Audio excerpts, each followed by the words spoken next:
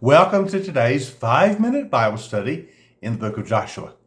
We're still in Joshua chapter 22. Today we start reading at verse 18.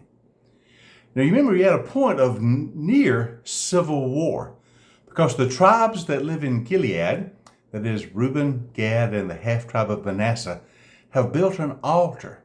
And the other tribes accuse them of betraying the Lord. You have forsaken the covenant by building this altar. They remind these residents of Gilead that Moses had commanded we have only one place where we offer sacrifices. That is the altar at the tabernacle. That's in Shiloh. But you've built another altar. Now, they continue on in verse 18. Are you now turning away from the Lord, by building that other altar? If you rebel against the Lord today, tomorrow he will be angry with the whole community of Israel. If the land you possess is defiled, well, come over to the Lord's land, where the Lord's tabernacle stands. Share the land with us. Do not rebel against the Lord or against us by building an altar to the Lord our God. When Achan, son of Zerah, was unfaithful in regard to the devoted things, did not wrath come on the whole community of Israel? He was not the only one who died for his sin. So that is, the other tribes say to the residents of Gilead, listen, you've rebelled against the Lord by building this altar. You will defile the land by your sin, not only bringing judgment on yourselves, but on us as well. And then they remind them of another sin in their past. You remember after the Battle of Jericho, when they first began the conquest, Achan kept some of the devoted things of Jericho for himself. And that sin, Achan's sin, brought judgment on the whole of Israel.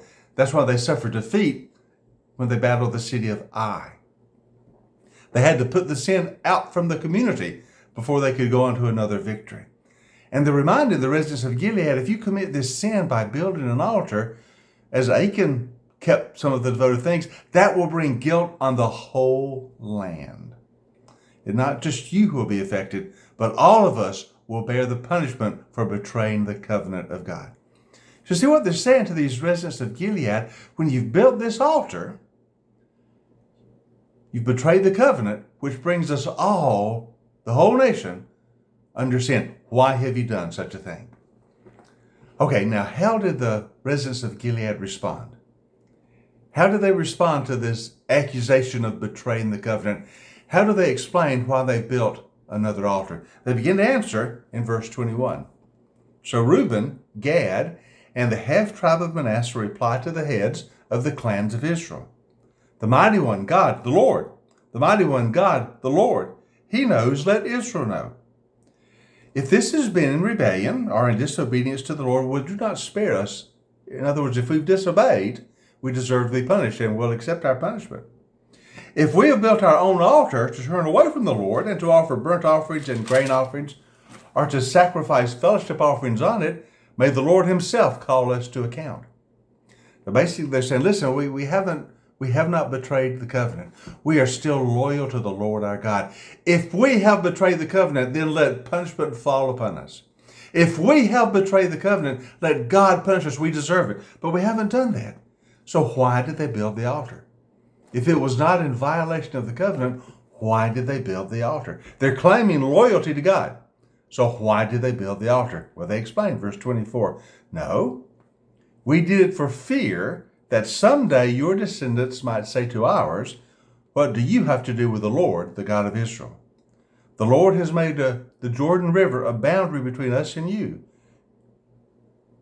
And you might one day say to us, you have no share in the Lord. So your descendants might cause ours to stop fearing the Lord. You see, the residents of Gilead had a fear. They said the Jordan River is a natural boundary between us and you. Someday in the future, those who live in Canaan proper might say to those who live in Gilead, you're not really part of us. You're on the other side of the Jordan. You don't belong to us. You have no share in the Lord. We were afraid that someday in the future, our descendants might be forsaken or pushed out of the covenant people of Israel because we're on this side of the Jordan River. So we said, let us get ready and build us an altar, not for burnt offerings, not for sacrificing, not for worship. On the contrary, It is to be a witness between us, you, and the generations that follow, that we will worship the Lord at his sanctuary, that is in Shiloh, with our burnt offerings, our sacrifices, our fellowship offerings.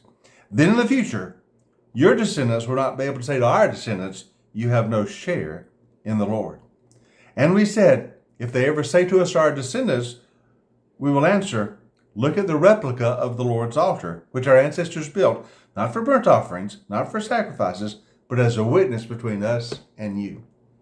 In other words, we built this altar not as a place of worship. We're going to come to Shiloh to worship. We're going to come to the tabernacle to worship, as the Lord commanded. No, we built this altar as a reminder that we also are part of the Lord's people. A reminder that we belong to the Lord's people and that we will go to Shiloh, where the tabernacle is, to worship.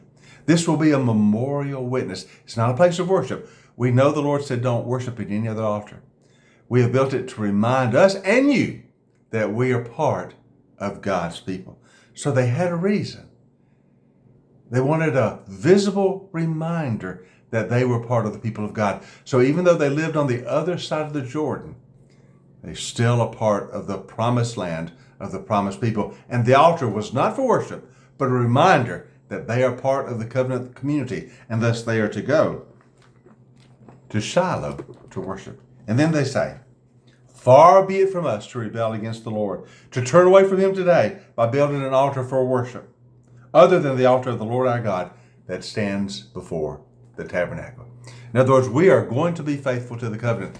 This altar we built is simply a replica, a reminder of who we are as the people of God. That's the answer they give. Now, tomorrow's session, we'll look at the resolution of this matter. It seems that Gad and Reuben and the half-tribe of Manasseh had no intent to rebel. They just wanted a visible reminder of who they were as a part of the people of God. We'll conclude the chapter in tomorrow's session. So join us next time for our 5-minute Bible study in the book of Joshua.